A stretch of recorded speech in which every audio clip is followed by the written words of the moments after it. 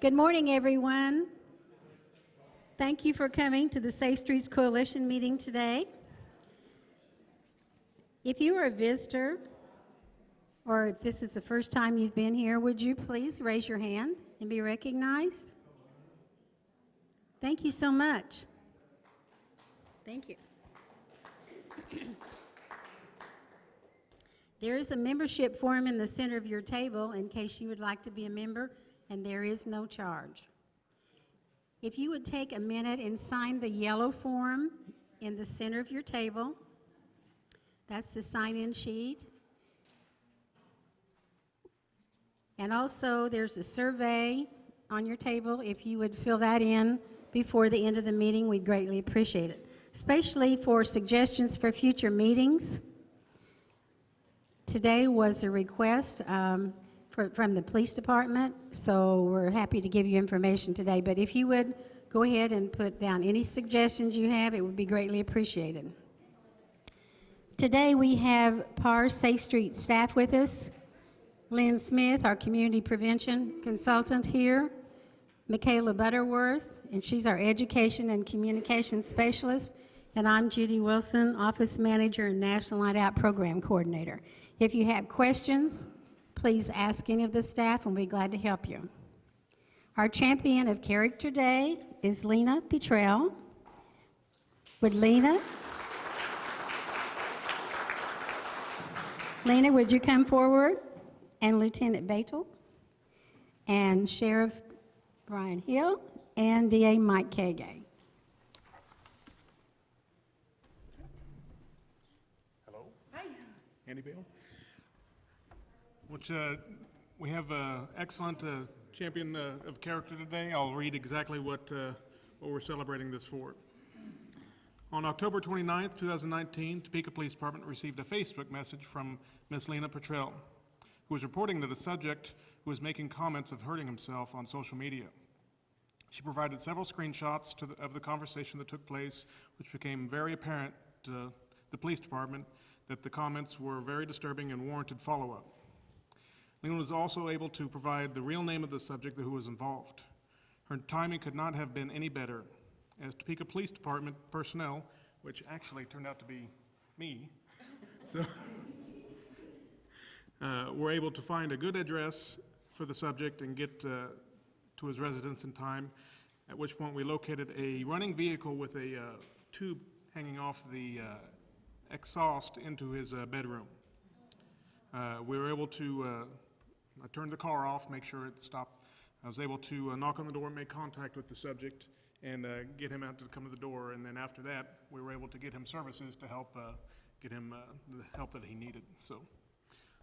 Thank you for that, and Lena, on behalf of that, and the police department, sheriff department, and DA's office, present you the character of champion. Thank you.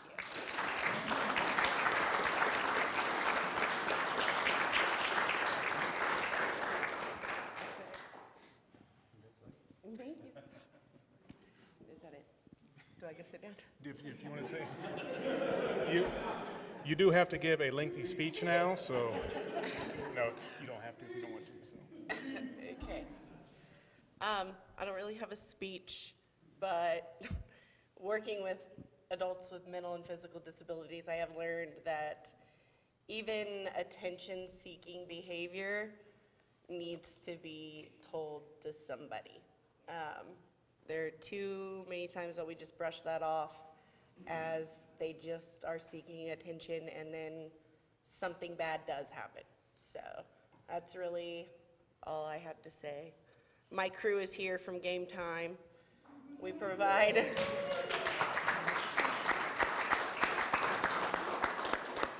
we provide residential and day services for adults with mental and physical disabilities. So that is why I have so much experience. And Grandpa, well, he's out there. That's the owner of our company. He's also Grandpa. So that's it. Thanks, guys.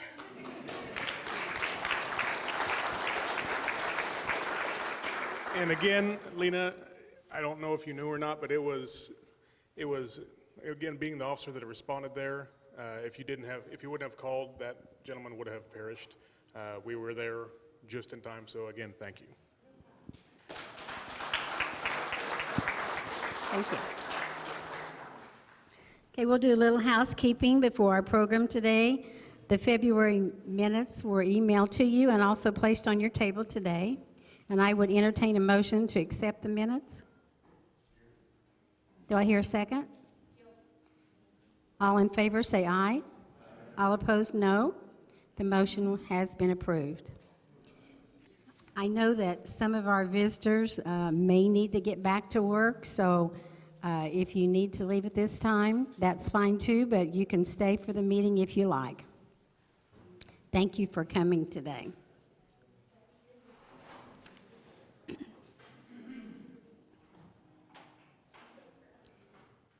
Okay, our upcoming meetings. We do have today, well, on March 11th, we'll have the retailers and IFO quarterly meeting. They meet together once a month, or once a quarter. And then we have Safe Property Management on the 24th, and that's for apartment managers or landlords. And we go over safety information for them. And then we'll have the Safe Streets Coalition meeting here on April 1st. So even though it's April 1st, we'll still hope you'll be back.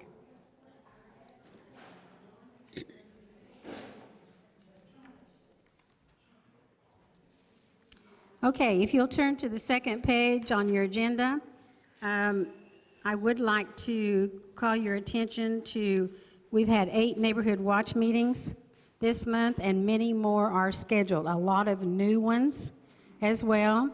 We've also done 18 presentations for the Crime and Substance Abuse Initiative, and the Latino initiatives, we've had 3 presentations. So we've been really busy, and we're glad to see all the activity in the neighborhoods. We want to make them safe. If you don't have a neighborhood watch in your area, let me know, and we'll be glad to work with you and get one set up. Lieutenant Bako?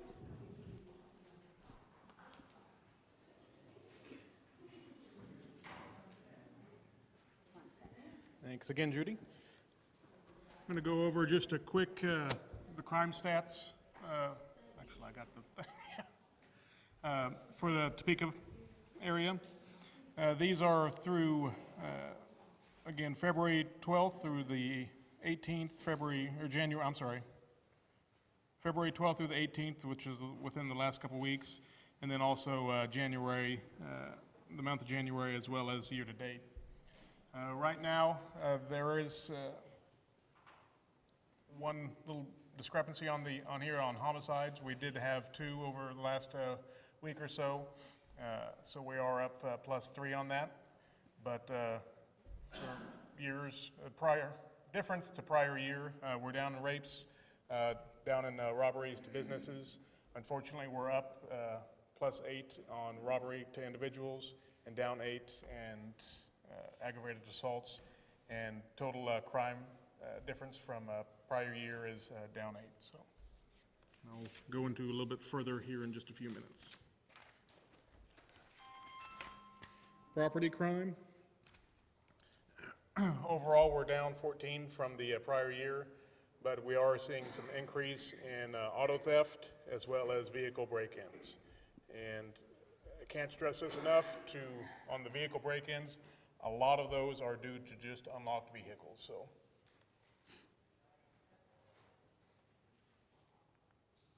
now I'll pass it over to the Shawnee County Sheriff's Office.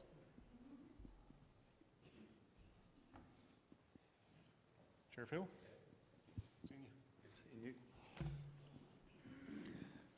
Hi, I'm Sheriff Brian Hill, and we will talk about some of our slides when we go through them here. We've had a few interesting things happen in the county I want to make everybody aware of. This Offender Watch, we have signed up to work with Offender Watch. This is a very good program. Some of the highlights here, it's a $9.99 a year subscription fee for individuals, and that'll cover up to 5 children. So if you as an individual sign up to do this, you'll get an alert if your child comes in close proximity to houses where offenders live, or if they're talking online to offenders at registration online addresses that they're turning into us. And that's just part of what we want to continue to try to make everybody safe. Currently in Shawnee County, we have about 1,600 registered offenders. 48, almost 50% of them are sexual offenders. The other half is between drug offenders and violent offenders. We paid the sign-up fee through Offender Watch, and then that allowed all the individuals in the community to be able to sign up. So it's just one more tool. You as a parent, if you choose to do so, you can sign up and then have a little more access to where your kids are at. We are starting a Montera patrol. They purchased this nice UTV here a few years ago. Hasn't quite got the utilization that they had hoped for, other than the Stampede. So they're going to start driving that around as soon as it warms up a little bit in the Montera district. They're also partnering with the Boys and Girls Club out there, and they've provided office space, so we're going to have a little outpost there at Montera for deputies to go in, do paperwork, and have an area that the community can interface with us a little better out in that jurisdiction. So I believe that's going to be a really great partnership. We've partnered with Boys and Girls Club. I know TPD has done it for years, Sheriff's Office has done it for years, and it's a really good program for young people in our community, so we want to keep doing that. This is an investigation that there was a lot of intel that come out. Our drug enforcement unit actually made an arrest here. They seized these pills. I know there's been one person that overdosed on this pill that had to be saved in the hospital. And through interviewing some of these people, he took less than half of this pill, which he attributed to his overdose. We're getting intel now that there could be up to 3 people that might have taken these and overdosed in the community in the last few months. The intel that we have is that these pills were smuggled up in here from Mexico. There were several thousand of them. They hit a house here recently, arrested an individual with some of these pills, and our investigation continues. But we wanted to make the public aware that these fake Oxycontin pills are out there, and we've sent them off to try to determine if indeed it is fentanyl. Whatever is in this pill, people have overdosed on it. And the people who are taking it is telling us fentanyl. So we've sent that off to see, and you guys have all heard about fentanyl. It's deadly if ingested, and it can actually, just touching it, the absorption rate I don't think is as high as LSD, but you get a cut or something, or just breathing that in, these small grains are actually deadly. So this is something that we need to be aware of, and the concerning part of some of the intel was that it's distributing into the lower level age groups, so I want to get this out before we have kids that have issues. Are you going into schools with this information? Not just to the teachers, but to the kids? Currently, we have interfaced with 501 police. They're aware of this information, and I did a public service announcement today that should go out on our website, and we just want to make this, because if you see anybody with these pills, those are the markings on it, so that we can try to make people aware.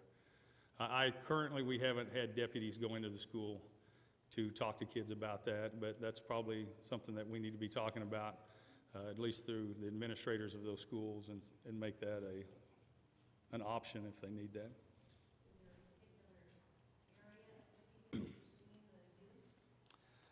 I know one of the incidences was in the Montera area, but this seems to be, through the intel stuff, the people that are utilizing this are countywide.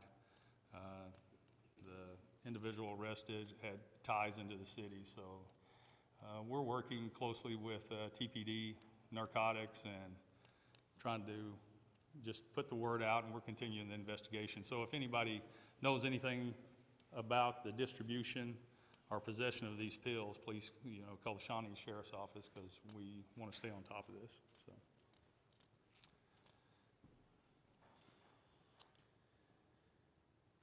All right, back to you. Hang on up here. Here you go. Some of the things that we wanted to discuss is lately we've had a little bit of a reorganization of our department as well as our community police officers. We've been doing the community police philosophy. We've had a community police unit for over 25 years. Chief Cochran said, hey, if something's been going that long, we need to try to revamp it and to build it up as well.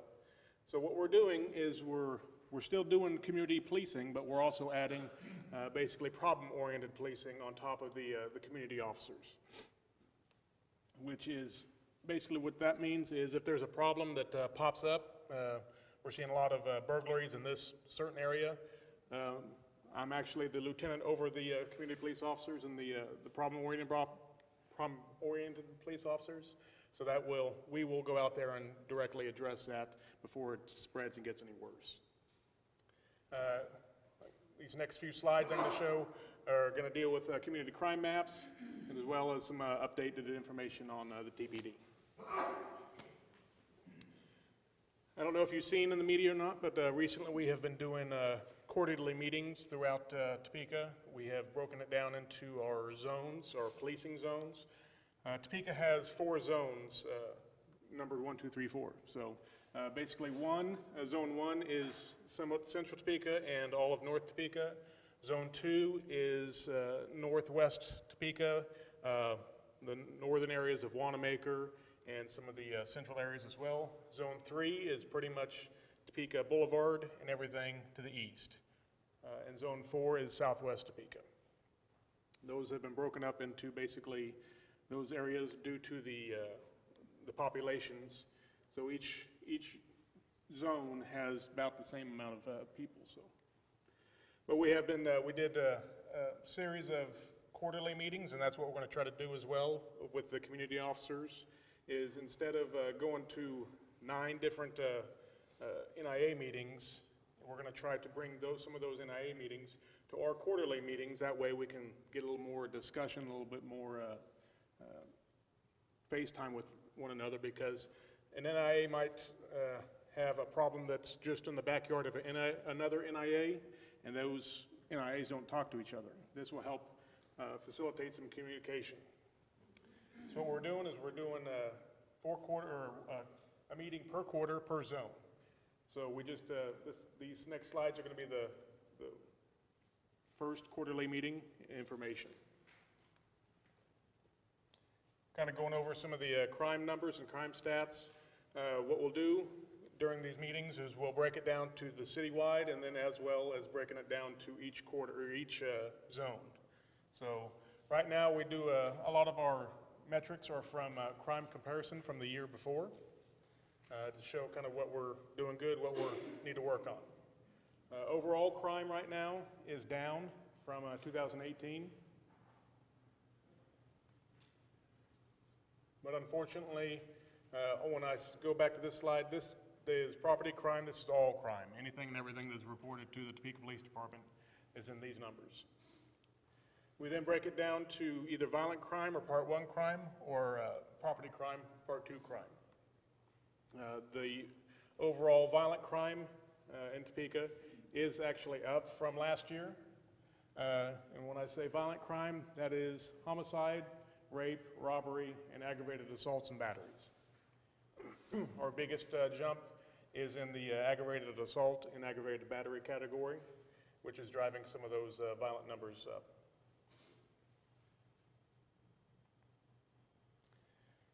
We're able to utilize some of computer programs to show a heat map of where the majority of the violent crimes are happening in Topeka. Again, this breaks it down to the zones that the police department uses. Again, Zone 1 is all that up there, Zone 2, 3, and 4. What we've traditionally seen ever since I've started is we've always had a hot spot here in central Topeka with property and violent crime. We have done numerous initiatives try to augment that and try to get that knocked down, but it keeps coming back up, so we're still trying. We also show another hotspot down here in the High Crest area in Zone 3, and a newer, somewhat hotspot over here by 29th and Gage area. And again, this is all for violent crime.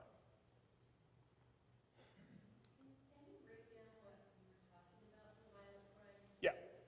Violent crime is considered homicide, rape, robbery, and aggravated assaults and batteries. So, When you're talking about assault, is that within the home? Is that that's, people stealing and purses at malls and knocking people down?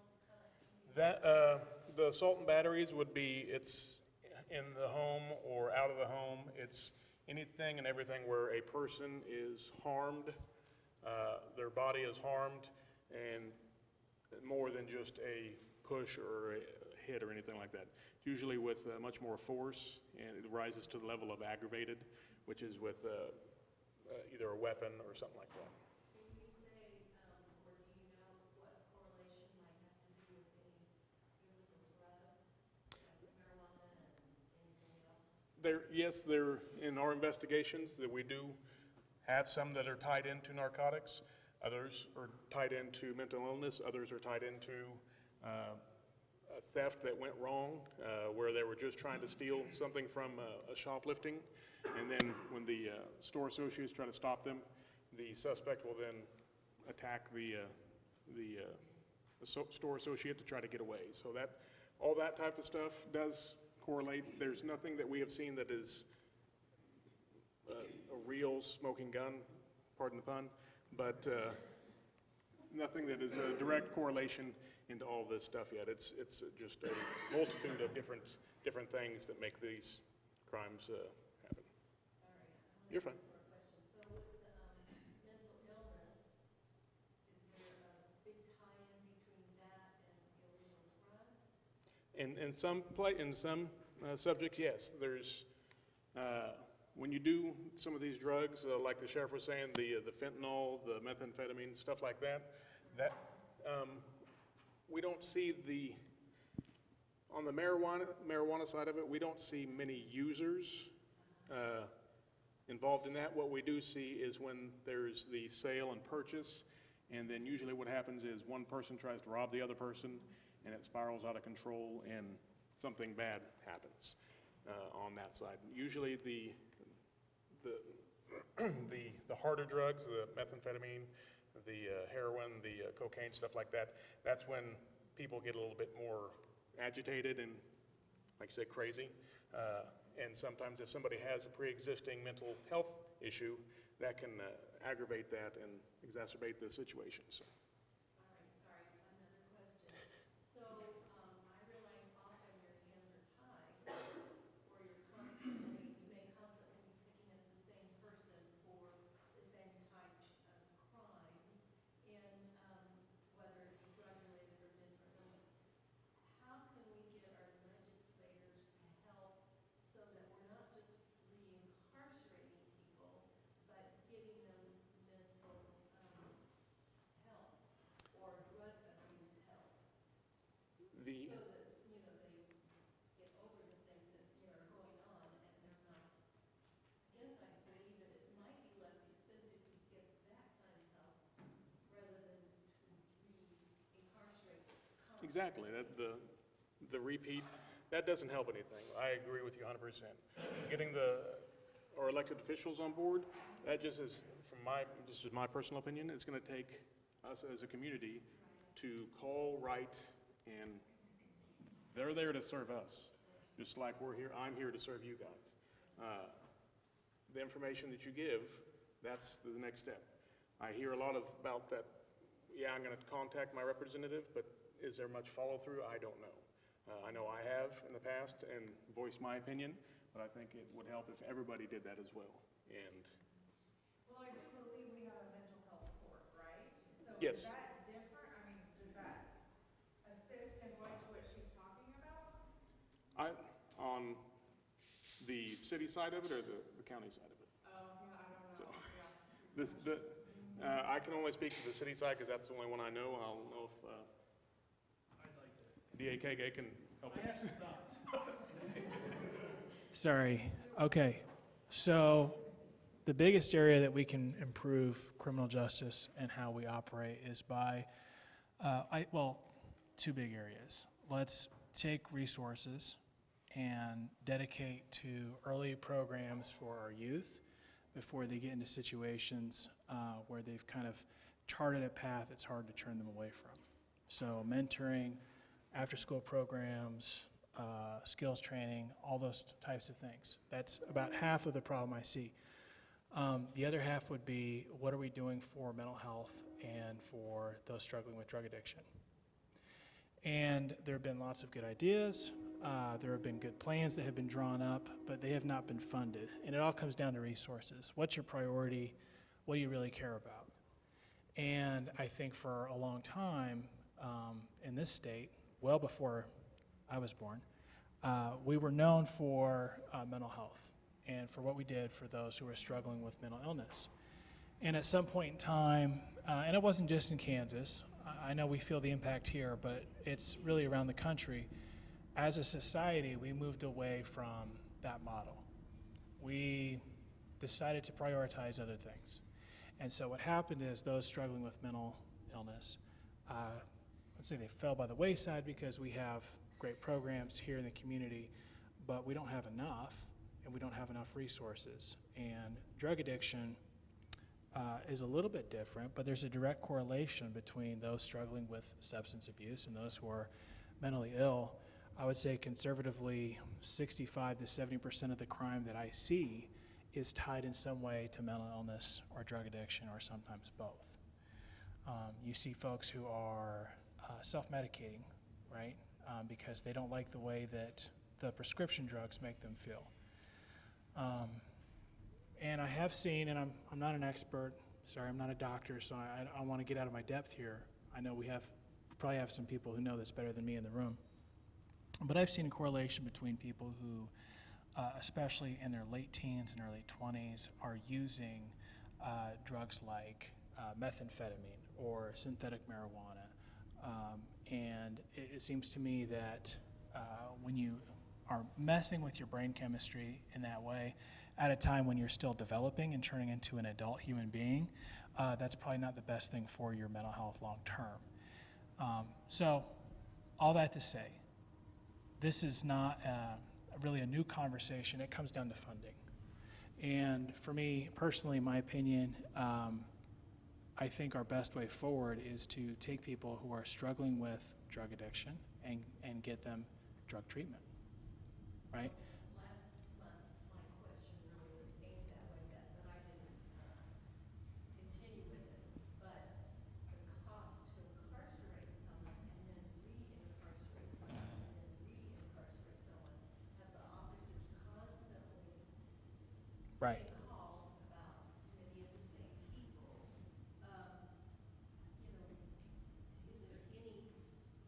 study that shows, okay, it would have been dollar-wise to give the mental health and the drug treatment instead of continuing down that road? And my understanding, I'm sorry everybody, but I think this is important in this community, that there's only so much time that people can go to drug treatment, and then they're back out in the streets.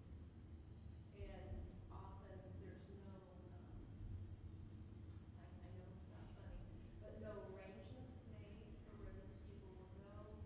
And truly, they, I think, are released at maybe 5 o'clock in the evening. So if someone wants to go to rescue mission, someone here can tell me if that's correct, but I think they have to check in by noon. So, you know, we're not communicating in our community about what are maybe the risk answer does a lot more people that have been incarcerated. But the point is, we're not thinking through, you know, what we're doing and how we're doing things. What I see is a lot of people who are really good at what they do in this community and who care. And I agree that we could do better and we should do better at communicating and leveraging our collective resources. Kind of like, in the medical field, they have, you have a table full of doctors and they're all specialists in their different areas. You bring them a problem and they collectively come up with the best solution for the patient. I think that's best practice. Going back to the funding, and I think you had said something about this earlier, and I'm sorry if I'm just making that up. I do know that there's been talk about creating a secure facility, for drug addicts. And I think we would do well to have several regional facilities like that, and to fund that program. I think that would have a significant impact on the level of crime that we have here. And you could do the same thing for mental health. Sorry, I didn't want to try and hijack the meeting. I had some specific ideas. We do have a drug court program in Shawnee County District Court. We don't have a mental health court as of now. My long-term goal is, and always has been since I took over, to create a kind of one-stop shop specialty alternative court to address common underlying issues, to include substance abuse, domestic violence, alcohol abuse, mental health, and we're working right now on getting a veterans court up and running. The problem, of course, is resources, and you have to have buy-in from the courts if you want to have a specialty court. Otherwise, I'm just running things through my diversion program as best I can and requiring defendants to get X, Y, and Z done before they can move on. Yes, ma'am. I'm curious about how the crime statistics correlate with homelessness, with lack of housing for people, which then throws them into the streets, which then creates the opportunity, and it does happen, where they get hooked to drugs, they go to crime and theft, burglary. If there's been studies done here in Topeka, and it's been 3 months since I came to the meeting with my schedule, yet I've been out west and in the state of Washington and a couple other states that have been starting to address these issues, and they're taking a look at how the lack of housing is affecting the crime, the mental illness, the drug use, crimes, and if they're discovering if they have stable housing, the drop in crime starts to happen.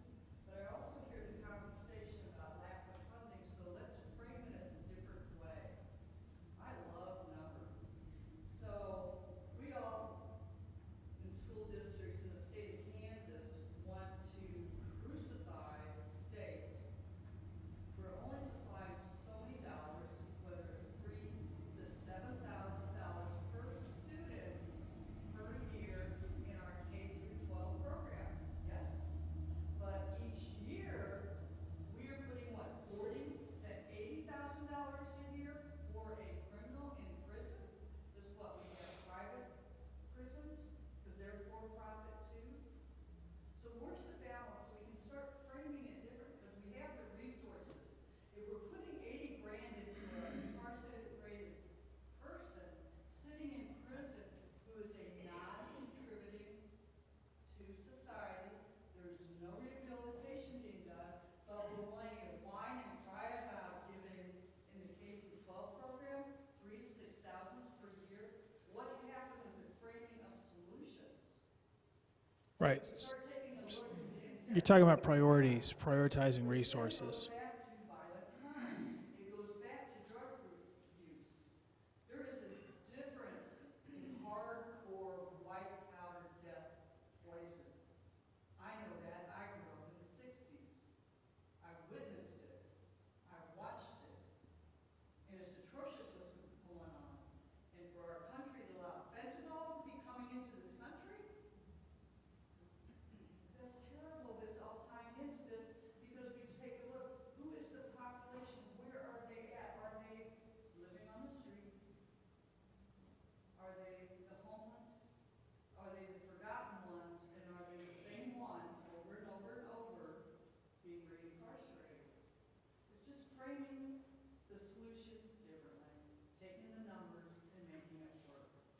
there are solutions, because I'm seeing it and hearing about it in other states, because they're taking it on.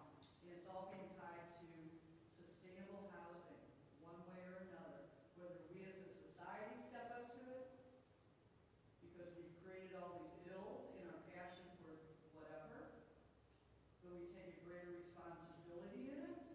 Or do we continue to whine because we don't want to spend $3,000 on a child through the K through 12 program, but we are definitely willing to spend $80,000 for somebody sitting in prison? That's based upon results. And it's not just here in Topeka. I come from the Kansas City area. I'm in Mission, Kansas. We are in like bloodland right now. We're worse than Chicago, and they're trying to figure out what's going on with the crime. But it's all going back to housing, to reinstituting and offering these side services, mental health, get the screenings, be supportive. I started coming to these meetings because I was very drawn into the human trafficking and seeing what a difference it can make and becoming aware. So it becomes about, instead of always talking about lack of funding, lack of resources, let's frame it a different way. So we can reach the solution. So you ask the community, do you want to spend $80,000 for somebody in prison, or do you want to spend $3,000 for a child in school? What is it? Let's start looking at opportunities to create solutions within the money that we already have. Because it doesn't benefit anybody in the state of Kansas to be promoting that prison for profit machine where them shares are sold on Wall Street. Okay, so there's a lot there, and I'm not really sure how you want to unpack all of it. What I will say is this. It goes back to prioritizing our resources, and I agree with a lot of what you said. I don't agree with everything you said, but I don't think we have time to go through each line by line. Bottom line, where's the equity? Where's the basic fairness? How are we prioritizing our resources? I get all of that, and I agree with it. And can we do better? Sure. Should we do better? Yeah. I think everyone here understands that, and everyone here wants that. So, Andy, you're back on.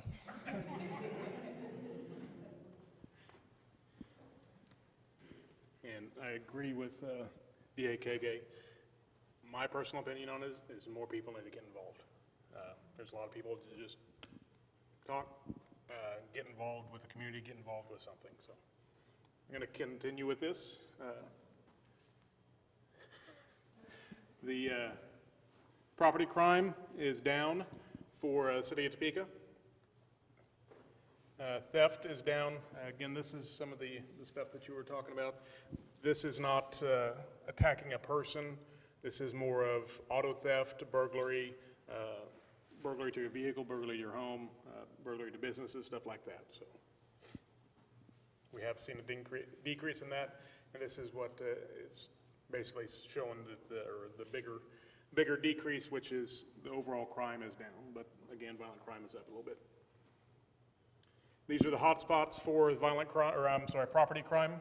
Again, Central Topeka, and then also the High Crest and around the South Walmart. And the other, basically, you can almost see each, there's a Walmart there, Walmart here, and a Walmart up there. So there's a lot of theft going on at the Walmarts that is getting reported. And we are working with those staff to help mitigate that as well. So. One thing that we did also change is I wanted to give everybody that I give these presentations to and everybody in the community the power to see these maps and everything for themselves. That way you don't have to wait for us.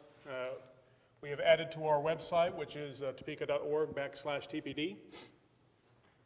This is, if you haven't logged onto our site and you need anything related to the police department, this is an excellent resource page. If you need to file a police report, you can do so online on certain crimes, the smaller thefts and items like that. just hit that button and fill out some information, and you'll get a case number here shortly. Another good piece of information is our monthly newsletter. One of our meetings, they said that they didn't know too much about what was going on. We post everything that we possibly can of events that are coming up, anything that the Topeka Police Department's doing, and as well as anything happening in the community on this newsletter as well. And if you guys want to become a cop, you can click that button too. And yes, we are in need. Yes, ma'am. I have a question. So we invite City 4 to record these meetings. Will you be doing the same with the community meetings as well? I'm sorry, I didn't hear the first part. Sorry, we invite City 4 to record these meetings. Uh-huh. Will the same be done for the community meetings as well? That's not, we didn't think about that, but that's excellent.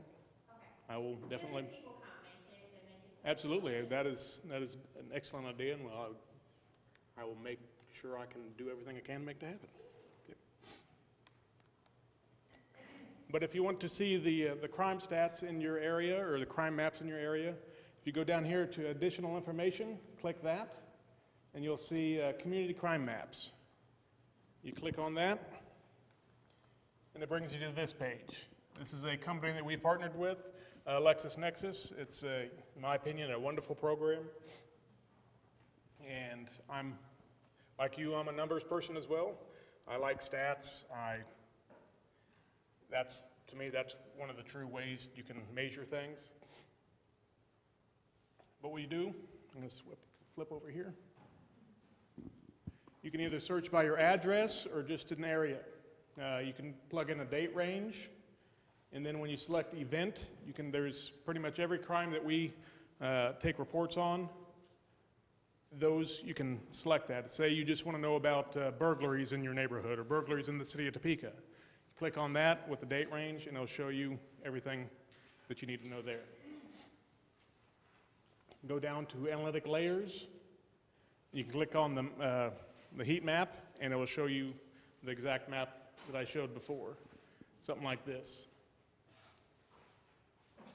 And if you hover on there will be a whole bunch of little dots where the crimes were. If you hover on that, it'll tell you a lot of that information. Just to let you know that if you are a victim and you report crime, it does not give any of your information out there, because this is open to everybody. If there's a crime that happened, say in the 3100 block of Southwest Stone, it will just say 31, and it won't give the exact address, so basically 3100 block of Stone, theft was reported. So you don't have to worry about your information getting out to anybody like that, but it will give you an area basically where it happened. So again, you can make all types of maps, homicides for the last 10, 15 years. You can do car burglaries for the last week. This information should be getting updated about every day, and we're trying to make it to where it's going to be updated 3 times a day, so it's almost real time for you.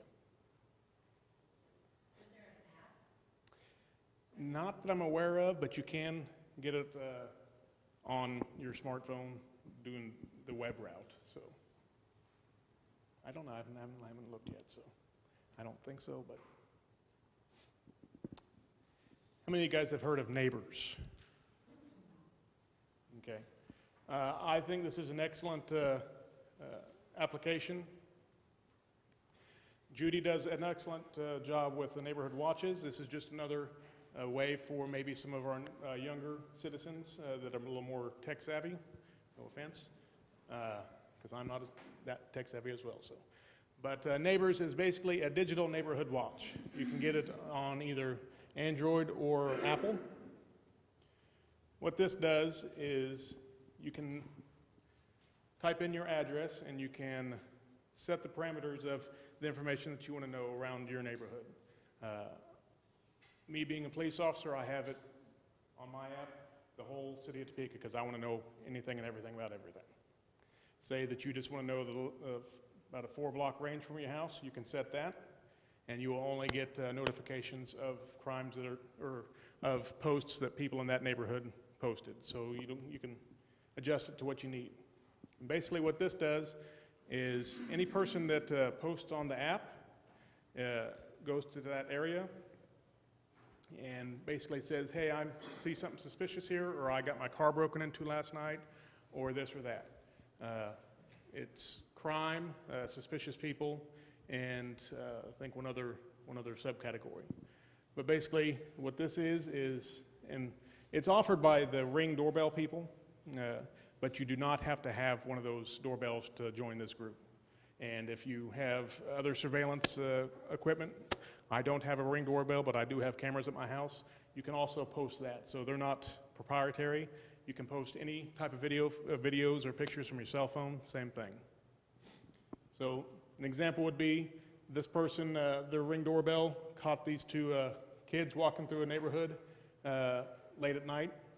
It's kind of suspicious.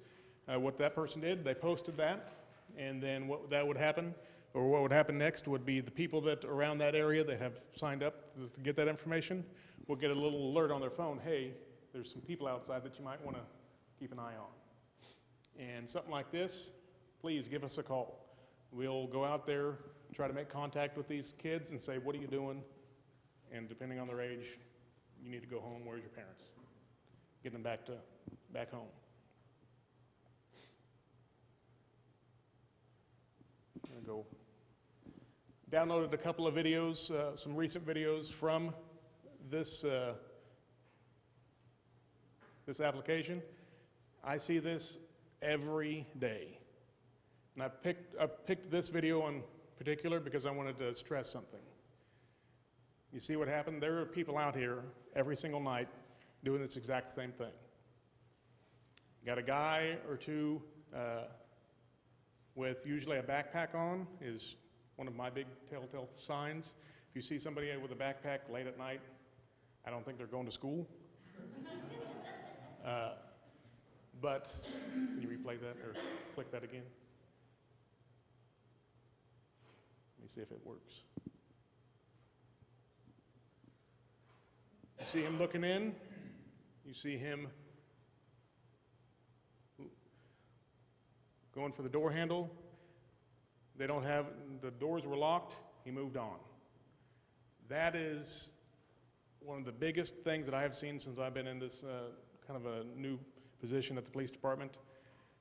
You have tons of vehicle burglaries, but 9 times out of 10, the burglaries to the vehicles are because the cars are unlocked.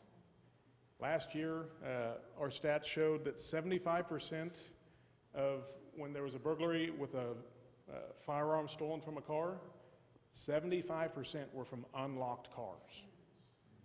So people are leaving their guns in their car and leaving the doors unlocked.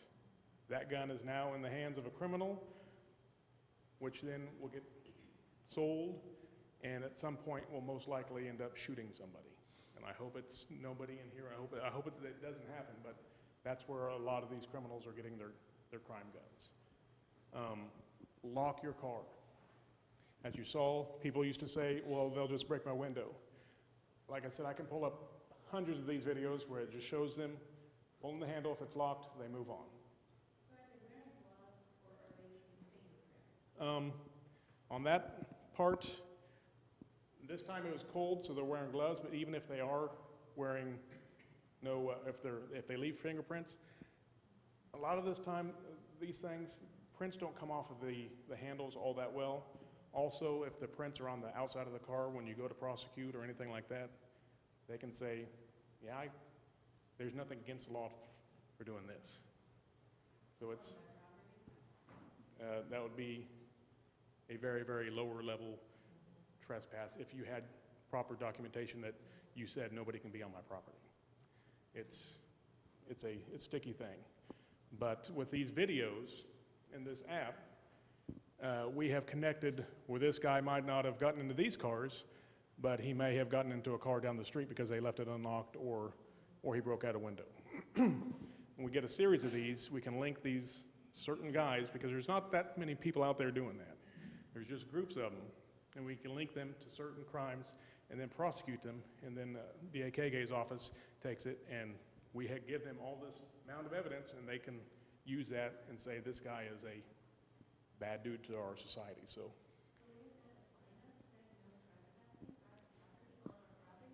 sometimes everything's a case-by-case thing, so.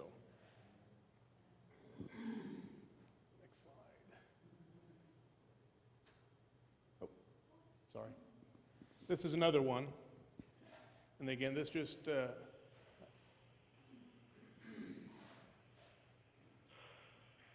she covers the camera. But in order to cover the camera, you got to get real close and get your face close to that camera to cover it.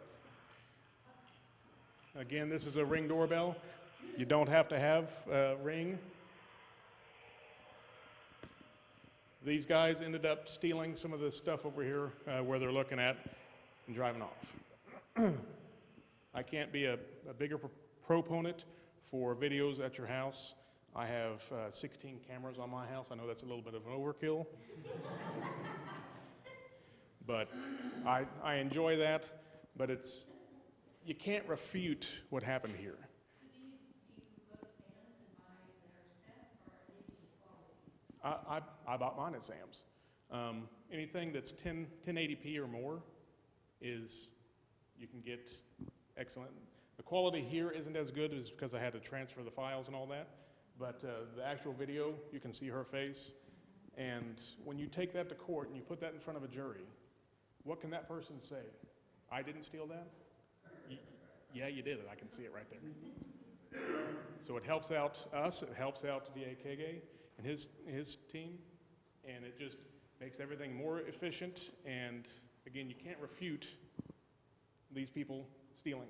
And even if we didn't catch them right then, guess what? Now we know there's a red Chevy HHR with this lady, and we might be able to get a tag, might not. So it makes it, again, much more efficient for the whole thing. But again, it also connects the neighbors within the area of what's going on in real time. So, sorry, my fault. I'm not going to touch anymore. So. One of the last things I want to mention is, I know you guys have all heard about it, Crime Stoppers. It is an awesome program. This police department and sheriff department can't be everywhere at all times. This avenue, this program allows people to report crime or knowledge of crime, and you can either do it overtly and say, hey, my name is Andy Badel, blah, blah, blah, or, hey, I don't want to be involved in this. Here's what I know about this crime. And that information gets back to the investigators, and we follow up on those leads. Just pointing us in the right direction is a huge, huge thing. I know about a drug house over here. Your little bit of information might be the last small key to open up a huge case and solve all types of stuff. Cold case homicides or a big drug ring, something like that. So information is, I can't, again, express enough about it. Information is key for us to do our jobs correctly and efficiently. Also, you can get paid for it. I know a few years ago there was a homicide. Somebody called in, didn't want to be involved with it. The person got a tracking number that doesn't go to any name or anything like that. That person's information basically helped solve that crime. They got several $1,000s, no questions asked. So that is it for my presentation. I'll turn it back over to Judy. Thank you so much.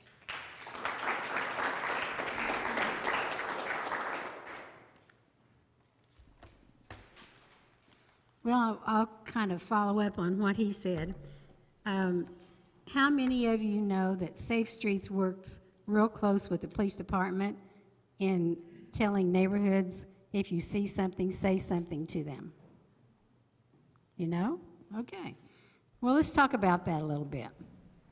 Safe Streets is part of PARS, Prevention Recovery Services, and under the crime prevention area, we do Neighborhood Watch.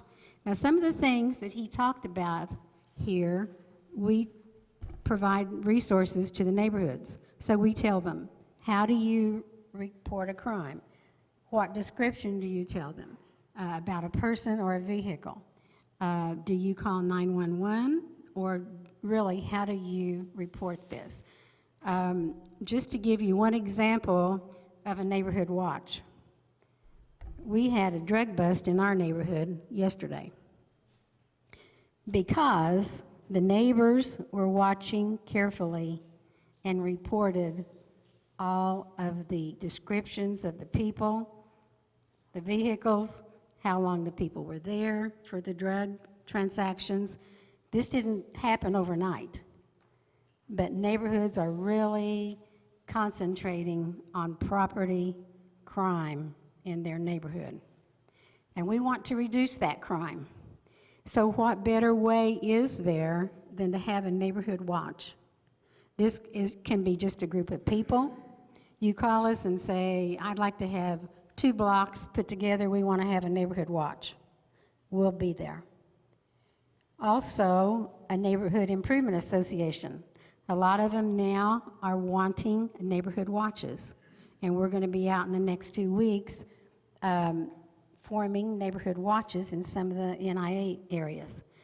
Then there's a neighborhood association, which is really a neighborhood watch that wants to be more formal. They want to have officers and bylaws. Then we work with apartment buildings. We've done this a lot the last 3 weeks. They've had crime in apartment buildings, and we're out there to work with them. How can you reduce that crime? We also are in senior complexes. You would be surprised at some of the activity that happens there with vehicles being broken into, or they don't have proper security at their doors. They have trees that are too low. The branches are too low and people hide there. They have shrubs that are too high, and so now they're trimming the shrubs so that people couldn't hide behind them. A lot of them have lighting issues. Some have no lights at all. So we're working with them to try to make it safer for the residents as well as visitors who might come. Also, of course, we do National Night Out. And National Night Out is really with the neighborhoods as well. We have right now about 35 registered for August the 8th, and we haven't had our first meeting yet. The first planning meeting is on Tax Day, April 15th. It'll be at the library at 6:30 for 1 hour, and we'll have information packets there for you that will give you all the neat information about what you can receive free from different businesses in town. And also, we're working on grants to try to get some money to give stipends. We're not there yet, but we're working on that. So let's talk a little bit about Prevention Recovery Services. That is the umbrella organization that houses 3 different areas, and you kind of have it up there. Evaluation and referral, and that's where we do evaluations, drug and alcohol evaluations. We do youth and adult, and also we're out in the schools. That's on the substance prevention part. Lynn and Michaela are out in the schools working with the kids, and also they're doing education presentations, and we do have the substance abuse task force as well. We also have a lot of calls for DUIs for evaluations. So then when you get to the crime prevention area, you have Safe Streets. Do you know how Safe Streets got here? The program came from Tacoma, Washington. And the reason is that a minister was preparing a service for a young man who was killed. And he said, we need to do something about this. So the Safe Streets program was brought here, and the city council was involved, the Chamber of Commerce, the Topeka Police Department, the mayor at that time, Joan Wagnon, PARS was involved, Westar Energy, but at that time it was called Kansas Power and Light, Lutheran Church, and others that were really involved and wanted to come here. We have 3 people on the coalition that were founders of that. We have Max Wilson is here today. We have Councilman Mike Padilla, and then we also have Ron Brown, who's with the Topeka Public School Police. So they're a lot involved in this, and we want to keep crime down. So we're working really hard about that. And of course, we have the Safe Streets Coalition meetings every month. So it's really important, if you would, on your survey, be sure and put there any subject that you would like for us to address. So today, of course, we had the crime. So how can we make that better in our city and make us safer? So if you have any questions or the staff can help you with anything, just let us know.